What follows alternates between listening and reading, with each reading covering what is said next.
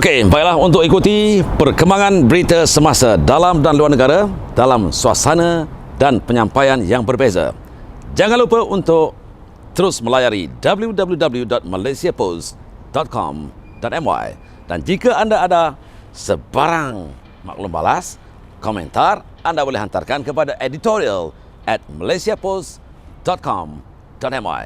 Jangan lupa, للتفاصيل على الأنباء الخارجية والداخلية يرجى الاتصال على الشبكة التالية www.malaysiapost.com.my أو ابعث وإرسال الإيميل البريد الإلكتروني على العنوان التالي editorial@malaysiapost.com.my. For more updates, foreign and local news, log on to www.malaysiapost.com.my or send us your email at editorial@malaysiapost.com.my. Check it out.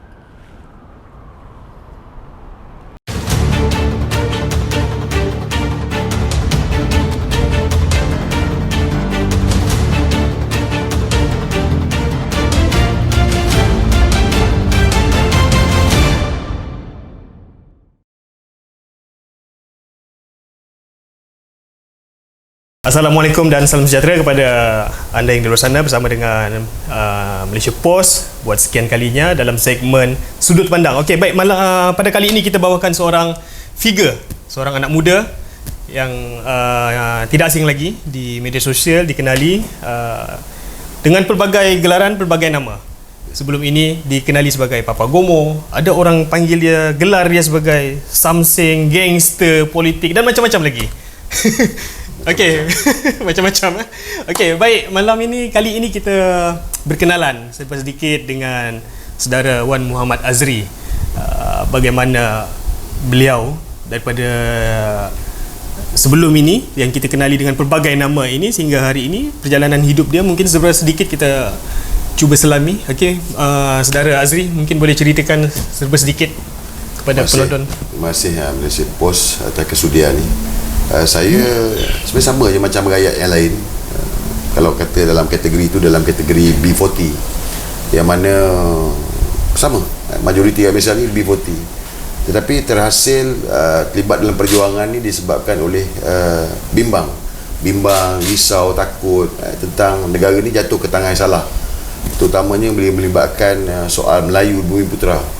Yang itulah sebab saya daripada jalanan ni, daripada zaman blogger sampai saya menyertai parti politik dan menggalas tanggungjawab sebagai Esko Pergerakan Pemuda UMNO Malaysia selepas UMNO kalah PRU ke-14.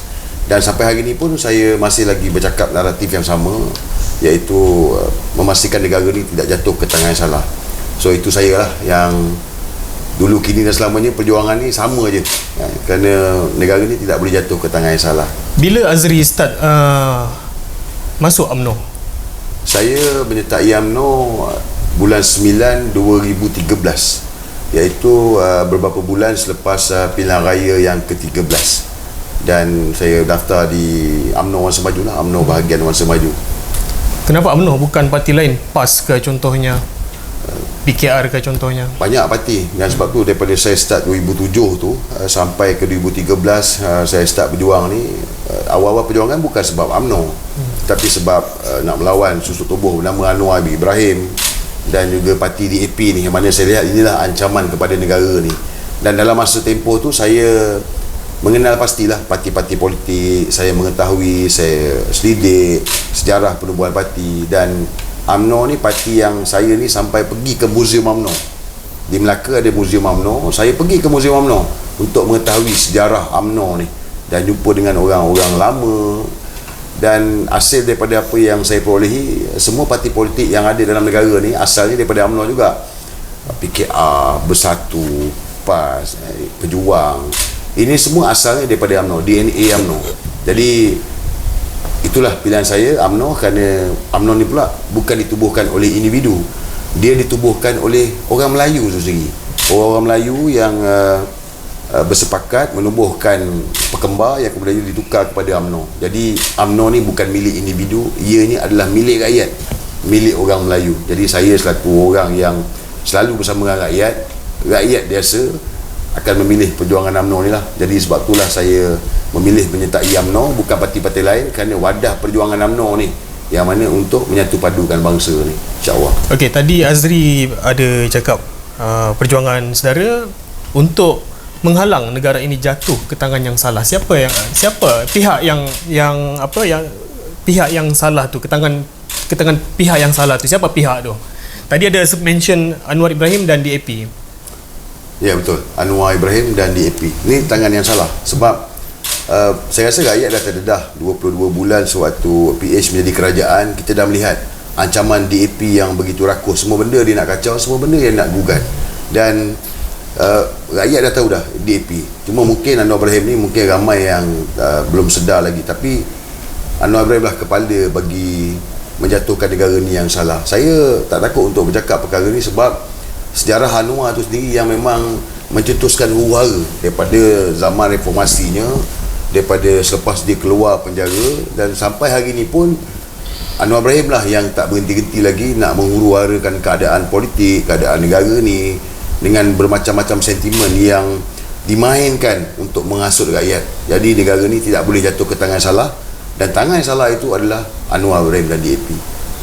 Mungkin Azri boleh huraikan lagi kenapa Anwar ni terlalu dibenci oleh saudara. Nampak macam saudara terlampau bersungguh-sungguh untuk menghalang Anwar. Saya bukan ada sentimen peribadi membenci Anwar Ibrahim, tidak. Tetapi saya orang yang mengkaji dan melihat apa saja yang berlaku dalam negara ini, puncanya daripada mana. Sebagai contoh, waktu reformasi 1998, negara kita ni huru-hara teruk, dan itu berpunca daripada apa yang Anwar doktrinkan kepada pengikut-pengikutnya, menghasut pengikut-pengikutnya untuk membuat rusuhan jalanan dan sebagainya. Kemudian apabila Datuk Seri Anwar Ibrahim ni masuk dalam penjara, keadaan negara aman, tenang. Tapi bila Datuk Seri Anwar Ibrahim keluar saja daripada penjara, satu persatu kita dapat lihat. Sebagai contoh, bagaimana lahirnya Hindraf yang mana dibakar sentimennya oleh Anwar Ibrahim. Begitu juga dengan rakyat, orang muda yang didoktrinkan bahawa jika Anwar Ibrahim ni menjadi Perdana Menteri, PTPTN percuma. Begitu juga dengan tol percuma, dengan bermacam-macam perkara yang dijanjikan oleh Anwar Ibrahim ni, dan yang paling popular adalah minyak RM1.50. Jadi Anwar ni dia sengaja dia tahu naratif rakyat yang cukup suka dengan janji-janji manis, dan Anwar ni dia taburkan kepada rakyat supaya rakyat ni memberontak. Sedangkan kalau kita tengok pun sepanjang daripada Anwar ada ni, dia tak pernah pun mengeluarkan satu pendapat ataupun fakta berkenaan dengan polisi. Kita boleh tengok Anwar Ibrahim ni dia tak pernah bercakap soal polisi pun, tetapi dia banyak bermain dengan naratif yang menghasut rakyat, dan rakyat ini terkesan kerana bila bercakap tentang polisi ni, dia ni agak dalam, tetapi bila bercakap dengan sentimen yang propaganda seperti mana yang minyak percuma, PTPTN cuma ni, rakyat mudah untuk termakan. Tapi realitinya Anwar tak pernah bercakap soal polisi, dan paling teruk hari ini negara huru-hara pun disebabkan oleh dia berebut kuasa nak jadi Perdana Menteri, dan rakyat buka mata ini melihat inilah Anwar Ibrahim yang sebenarnya. Okey, kalau kita tengok sebenarnya ahli politik ini sebenarnya memainkan peranan sebagai policy maker. So saudara Azri sebagai orang politik, sebagai policy maker, apa yang saudara Azri nampak pada susuk tubuh seorang Anwar Ibrahim? Dia jual ubat lah. Anwar Ibrahim ni ibarat macam jual ubat lah. Dia boleh jual ubat.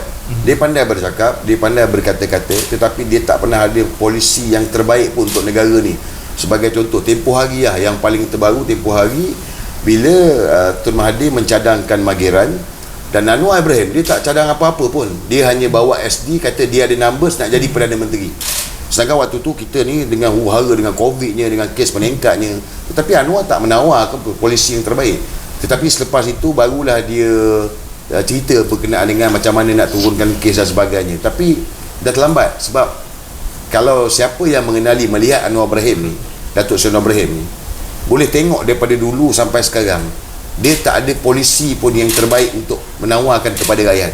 Dia selalu bercakap rakyat miskin, garis kemiskinan. Ini propaganda yang dimainkan oleh Anwar supaya rakyat ni terkesan bila bercakap soal kemiskinan. Tetapi dia tak pernah bercakap pun polisi macam mana nak keluarkan rakyat ni daripada garis kemiskinan. Tak ada. Tetapi dia mainkan sentimen yang mana rakyat ni termakan dan akhirnya rakyat memberontak. Dan Anwar Ibrahim memang sukalah perkara-perkara macam gini sebab parti yang ditubuhkan di jalanan ni tak ada cara lain, jalanan lah juga pergi dia.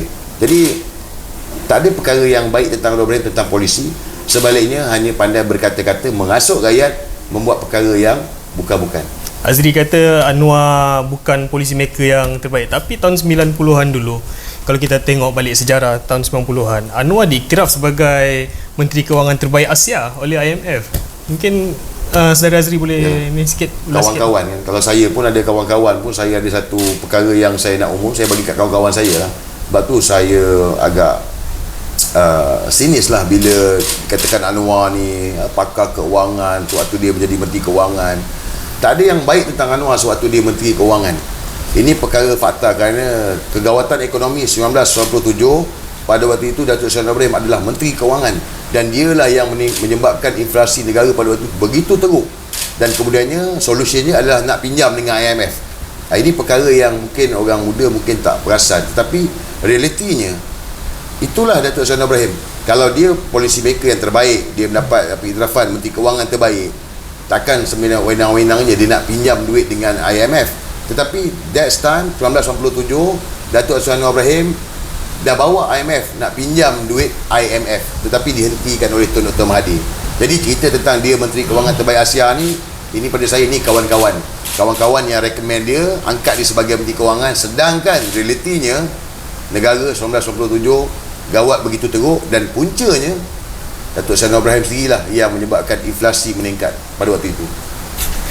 Baik, selama beberapa minit ni kita banyak bercakap pasal Anwar seolah-olah macam wawancara ini dah macam Anwar kan? macam tajuk dia macam untuk Anwar pula kan. Okey, kita alih sikit kita punya topik. Azri daripada orang biasa, daripada cuma blogger dan masuk ke dalam UMNO dan melihat perjalanan politik Malaysia melalui saluran parti. Bagaimana Azri melihat politik Malaysia ini berjalan daripada perspektif sebagai seorang rakyat biasa dan sebagai politician. Kita boleh cakap Azri sebagai politician lah selepas masuk ke dalam UMNO dan bertanding jawatan yang tinggi kan. Saya melihat segala masalah yang dalam negara kita ni berpunca daripada politik. Ini perkara yang sebenarnya dah menyebabkan negara ni rosak. Negara ni dah rosak, dah hancur, disebabkan oleh orang-orang politik, disebabkan oleh parti-parti politik. Kita dapat lihat sejarah yang pertama apabila tragedi 13 Mei 69. Ini disebabkan oleh parti politik, bukan disebabkan oleh orang Melayu, orang Cina, orang India, tidak. Tetapi oleh kerana parti DAP dan UMNO pada itu yang bertelaga, bergaduh dan menyebabkan pergaduhan kaum.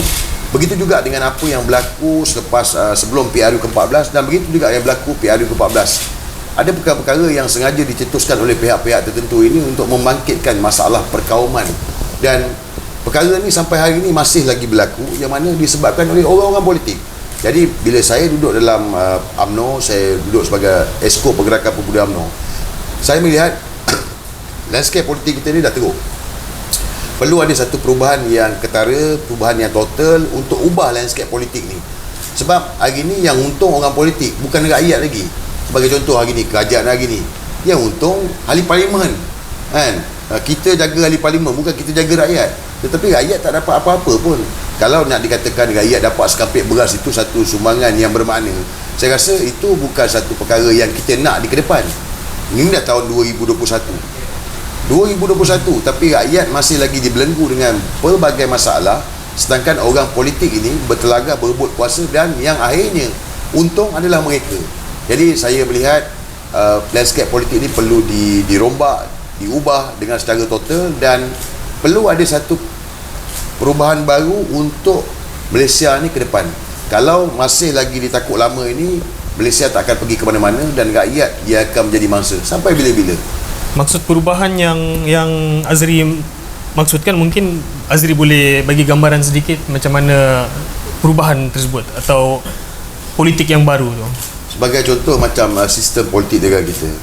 Kita dapat lihat sewaktu PH menjadi kerajaan, ini berbalik soal ahli parlimen, majoriti ahli parlimen.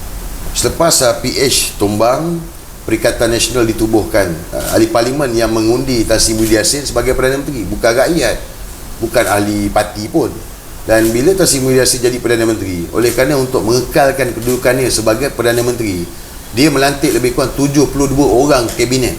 72 orang yang diletakkan dalam kabinet, yang mana daripada pelbagai parti, untuk mengukuhkan sokongan sebagai dia Perdana Menteri. Tak cukup dengan itu, dia lantik lagi menteri bertaraf, duta bertaraf menteri. Tak cukup dengan itu, lantik lagi GLC. Dan perkara yang sama juga berlaku hari ini. Apabila Tan Sri Muhyiddin Yassin tumbang akibat daripada penarikan sokongan ahli Parlimen UMNO ni, dan kemudiannya Datuk Seri Ismail Sabri dilantik sebagai Perdana Menteri. Hari ini ada 69 orang kabinet, yang mana jumlah yang cukup besar. Kalau nak banding dengan negara-negara macam UK pun, ini satu jumlah yang cukup besar. Dan ini disebabkan oleh sistem politik yang ada dalam negara kita. Sebab tu saya melihat sistem yang ada ni dah tak boleh lagi diguna pakai. Sebab kalau ke depan masih lagi dalam keadaan hari ni, kita nak berapa orang kabinet? Kita nak berapa orang? 100 orang kabinet. Untuk mengekalkan kuasa, kita terpaksa bagi jawatan. Sedangkan perjalanan untuk negara ni, polisi yang sepatutnya dibuat untuk negara ni, untuk orang muda ni, tak dibuat. Dan orang politik hanya fikir tentang jawatan, berebut kuasa untuk mendapatkan kuasa, dan bukan lagi untuk polisi 10 tahun, 20 tahun ke depan, ataupun untuk rakyat. Tetapi kuasa itu penting untuk mereka, untuk tembuluk mereka semata-mata. Jadi saya rasa, pendapat saya, sistem yang ada ni perlu ditukar. Yang mana yang menang tak menang semua, yang kalah tak kalah semua. Dan yang paling penting adalah hikmat bakti untuk rakyat, bukan untuk parti ataupun bukan untuk kepentingan individu tertentu. Itu pandangan politik Azri, daripada pandangan saudara Azri terhadap politik Malaysia sebelum join UMNO dan selepas join UMNO. Macam mana pula pandangan saudara Azri terhadap UMNO itu sendiri? Macam mana pergolakan dalam dalaman UMNO? Macam mana politik dalaman UMNO? UMNO kena kembali kepada landasan yang asal. Sejarah penubuhan UMNO itu ditubuhkan oleh orang-orang Melayu untuk menjaga kepentingan orang Melayu, dan kemudiannya kita masukkan Bumiputera dalam perlembagaan itu untuk menjaga kepentingan Melayu dan Bumiputera, termasuklah juga rakyat Malaysia. Tetapi apa yang saya dapat lihat, UMNO dah banyak menyimpang. UMNO kena kembali kepada landasan yang asal. Parti tak salah, tetapi individu inilah yang menyebabkan UMNO ini dilihat teruk, rosak. Saya berpendapat bahawa satu perubahan yang drastik perlu dibuat kepada kepimpinan UMNO, termasuklah juga untuk merehatkan orang-orang tua yang masih lagi bernafsu dalam politik hari ini. Dulu mereka, hari ini mereka, dan besok pun mereka juga nak mengisi jawatan-jawatan yang penting. Jadi kat mana peluang untuk orang muda? Sedangkan kita ni bergerak ke depan, orang muda adalah penentu. UMNO tak belajar daripada kekalahan PRU ke-14. Kekalahan PRU ke-14 disebabkan undi orang muda. Jadi untuk ke depan ini, kalau UMNO tidak melakukan perubahan yang total, meletakkan pemimpin yang benar-benar bersih, layak untuk menerajui parti, tak mustahil UMNO akan ditolak sekali lagi oleh rakyat. Kerana kita tak boleh bernostalgia. Kalau dulu UMNO ni parti yang letak siapa saja bertanding, orang Melayu akan sokong. Tetapi PRU ke-14 dah menjadi satu bukti bahawa ini bukan lagi soal siapa yang bertanding, soal parti, tetapi pengundi ada pilihan mereka dan pengundi berhak untuk memilih pemimpin yang mereka perlu pilih pada pilihan raya. Jadi saya harap ada perubahan yang besar, dan harapan saya sebenarnya kepada akar umbi UMNO yang berada di cawangan untuk berani bersuara. Sebab hari ini kita tak boleh sekat kebebasan bersuara, dan kita tidak boleh takut untuk bersuara atas nama kebenaran. Parti tak salah. Parti UMNO, Parti Keramat Orang Melayu ini perlu dipertahankan, bukan individu. Kita pertahankan wadah perjuangan parti, bukan individu. Kalau UMNO masih lagi ditakut lama, seperti mana PRU ke-14, UMNO akan ditolak sekali lagi oleh rakyat. Kerana hari ini dah banyak pilihan yang rakyat ada untuk mereka memilih pemimpin negara. Okey, Azri, kalau kita tengok orang UMNO sama ada di peringkat kepimpinan tertinggi sehinggalah bawah, kalau kita tanya berkenaan dengan perbalahan dalam UMNO, konflik dalam UMNO, diorang selalu cakap biasalah, berselisih pendapat, tapi aman, okey. Tapi sejarah UMNO membuktikan daripada tahun 46 pecah, UMNO berpecah sampai PAS tertubuhnya Semangat 46, PAS, tertubuhnya PKR, tertubuhnya Bersatu.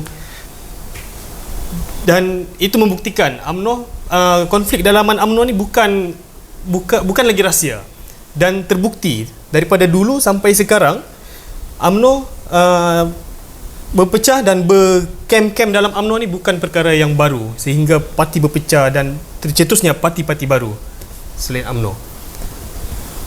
Mungkin Azri boleh ulas sedikit. Sebab UMNO ni induk. Kenapa? Induk. UMNO ni induk. UMNO ni parti yang asal-asalnya memang induk. Itulah PAS daripada UMNO, PKR daripada UMNO, Bersatu daripada UMNO, Perjuangan daripada UMNO. Semua ni daripada UMNO. Dan rakyat orang Melayu ni sayang kepada UMNO. Tetapi mereka ni bila melihat perebutan pertelagahan ni, ini yang menyebabkan perpecahan tu makin besar, makin ketara. Sebab masing-masing ada pengikut. Sebagai contoh, apabila Tengku Razali, yang Muhammad Mulia Tengku Razali dengan Tun Mahathir, bila berlaku masalah pada pemilihan pada tahun itu, Tengku Razali tidak dibenarkan masuk UMNO baru yang ditubuhkan oleh Tun Mahathir. Dan bila perkara itu berlaku, jadi kat mana lagi saluran yang nak bawa? Dan itulah sebabnya Tengku Razali menyertai Semangat 46, parti yang ditubuhkan oleh Tengku Abdul Rahman.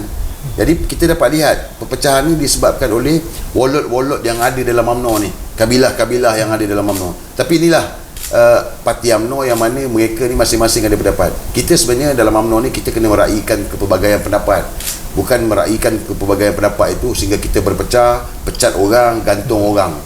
Sebab hari ni politik ni kita kena kaji, bukan keji. Tapi dalam UMNO ni inilah dia sebab parti yang paling tua, paling lama dan mempunyai ahli yang begitu ramai. Dah pastilah banyak pemikiran ideologi yang berlainan. Tapi kalau terus bertelagah bila tak mendapat kata sepakat, jadi lagi dah berbanyak parti dah.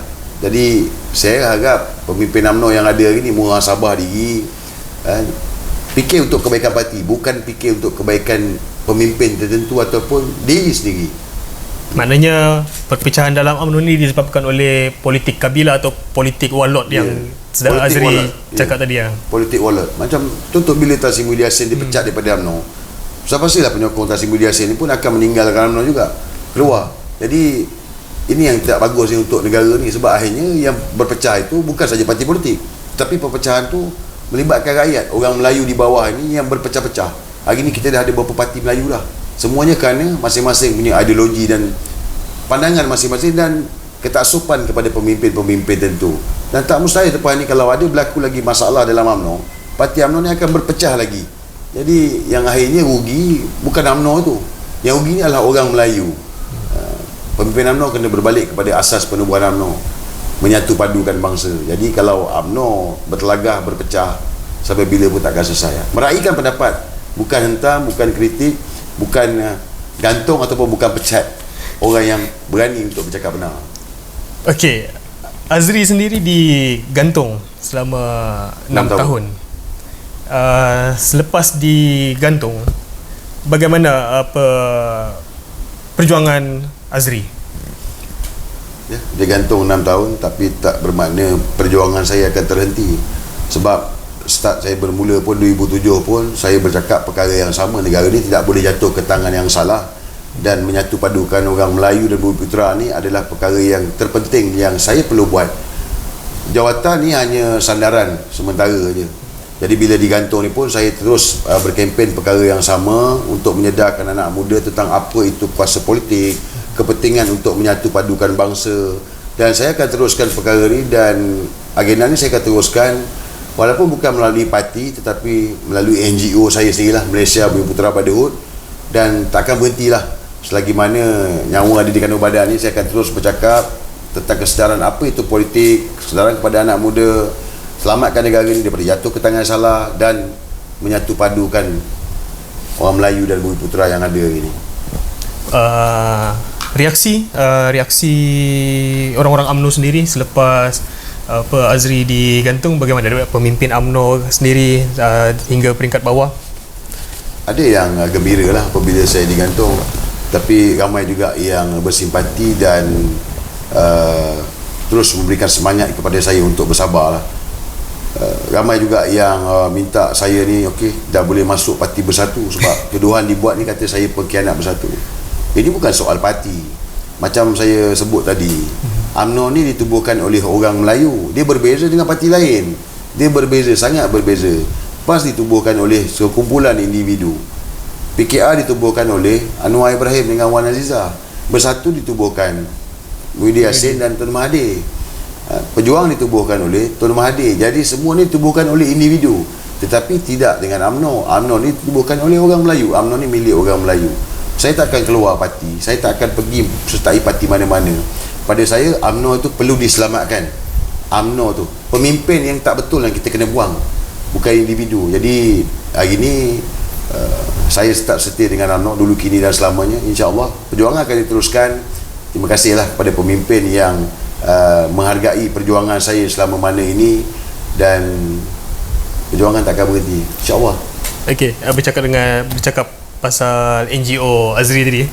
Sebelum ini teruk juga diserang di media sosial. Apa Malaysia Bumi Putera Brotherhood ni orang label sebagai NGO rasis, NGO fasis lah, NGO macam-macam lah.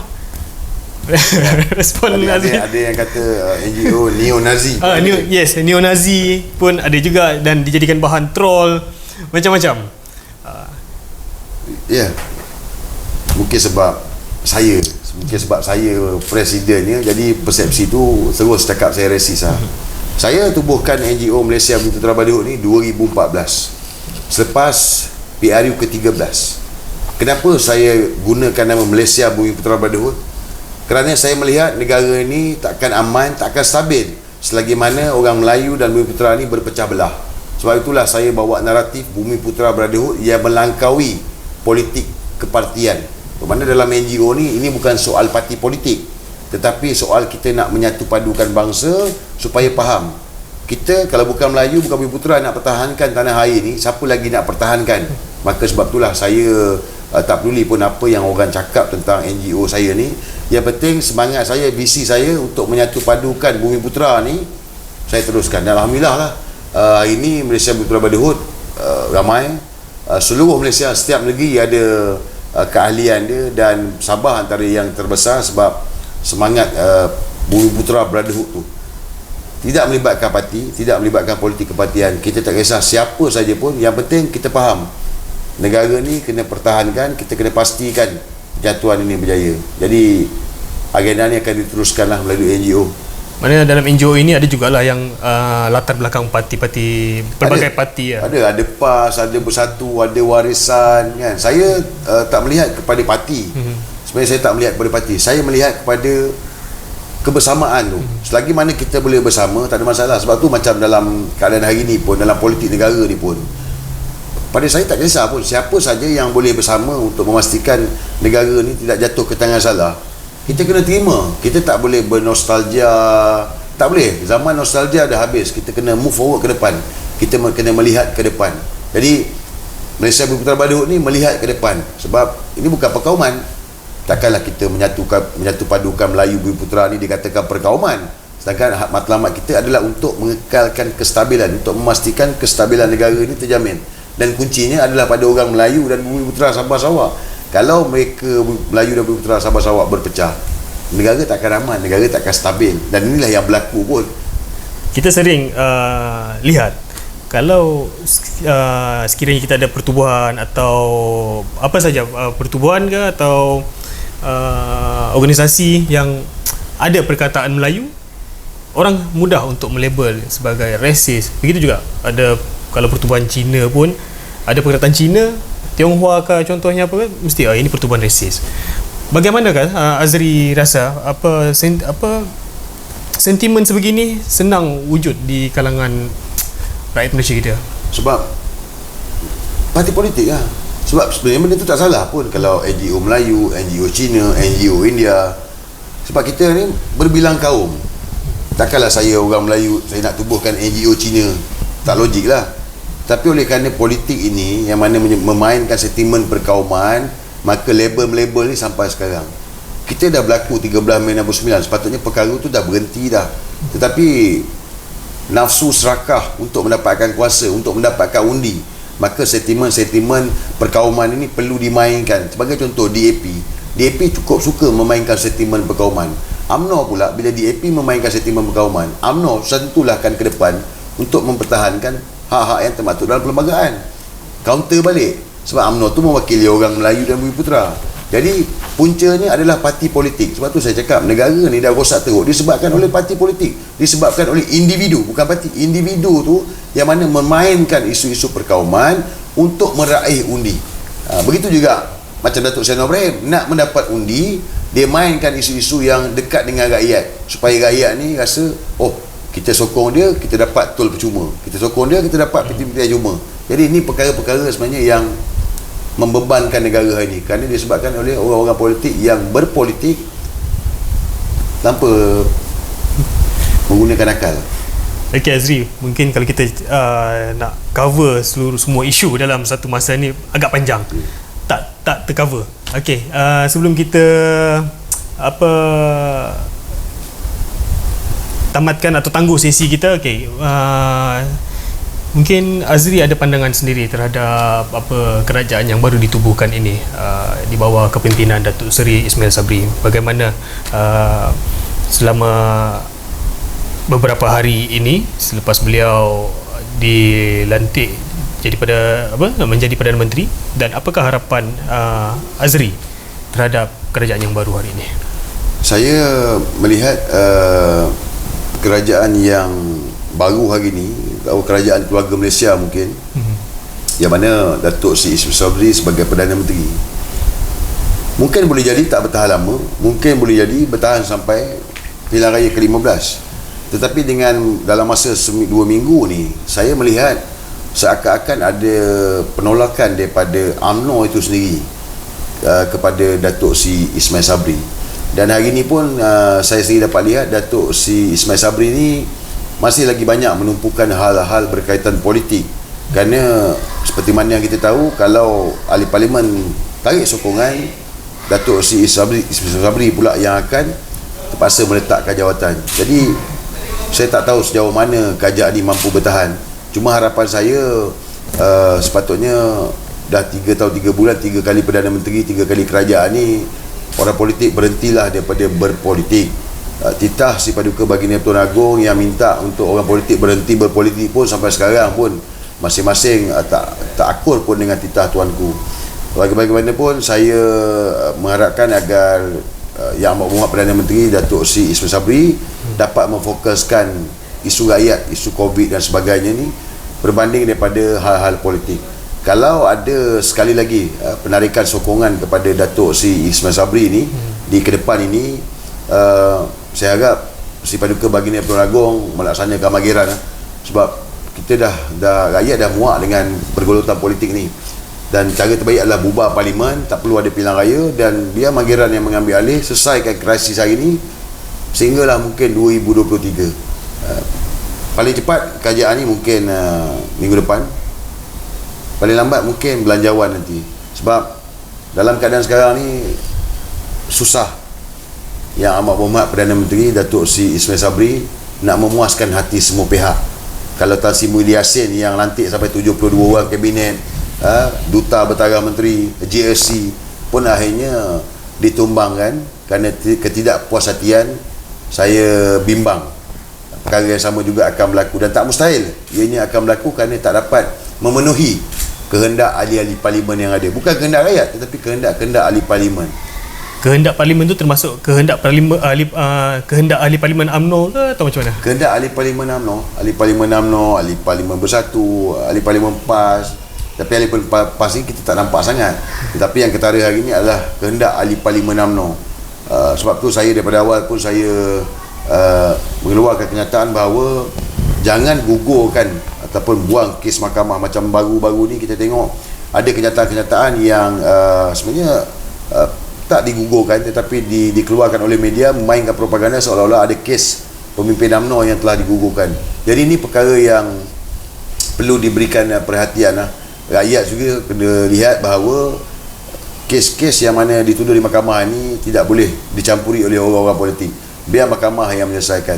Dan begitu juga dengan tuntutan terbaru hari ini yang mana kalau kita tengok tentang speaker, nak tukar speaker dan sebagainya, Jadi sebenarnya kedudukan Datuk Si Ismail Sabri ni juga genting, kerana kalau kehendak-kehendak sebilangan mereka ni, yang mana orang UMNO yang sekarang tutup ni, kalau tak dipenuhi mungkin akan menyebabkan sekali lagi kerajaan ni runtuh. Sejauh mana pelantikan speaker memberi kesan kepada Ismail Sabri?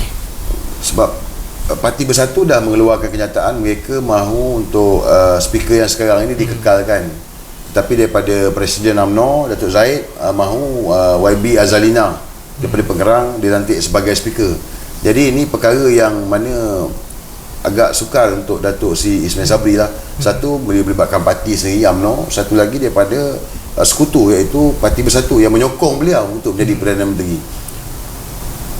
Kita tak tahu apa yang akan berlaku, tapi mungkin ada penarikan sokongan kalau tak dipenuhi antara salah satu tu. Mungkin kan, paling cepat minggu depan, paling lambat saya jangka bulan November.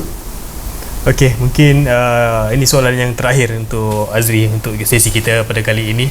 Apakah nasihat saudara Azri sendiri kepada kawan-kawan dalam UMNO sana? Nasihat saya kepada sahabat-sahabat di dalam parti UMNO ni, daripada peringkat cawangan, peringkat bahagian dan peringkat nasional, rakyat tak bodoh. Hari ni rakyat celik, rakyat cerdik, dan rakyat cukup tahu dengan apa yang berlaku hari ni. Rakyat menilai. Rakyat sayangkan parti UMNO ni, tetapi mereka benci kepada sebilangan pemimpin-pemimpin yang tak memenuhi kehendak mereka. Belajarlah daripada pengalaman, daripada apa yang berlaku PRU ke-14. Baik macam mana pun parti ni, tetapi kalau rakyat dah benci, mereka akan dendam dan kita tak ada peluang pun. Ditambah hari ni kita ada banyak persaingan parti-parti lain. Jadi hari ni betulkanlah parti UMNO ni, repair parti UMNO ni, singkirkan pemimpin-pemimpin yang tidak digemari oleh rakyat. Kerana UMNO ni parti milik rakyat, perjuangan ni untuk rakyat, bukan untuk milik mana-mana individu.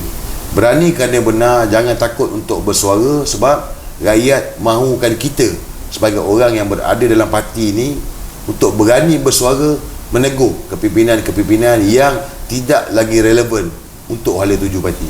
Selamatkan parti, bukan selamatkan individu. Jadi penyokong, jangan jadi pengikut. InsyaAllah.